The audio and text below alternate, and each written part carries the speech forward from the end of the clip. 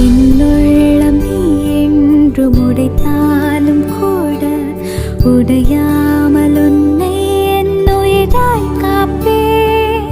என்னாலும் நீ என்னை வெறுத்தாலும்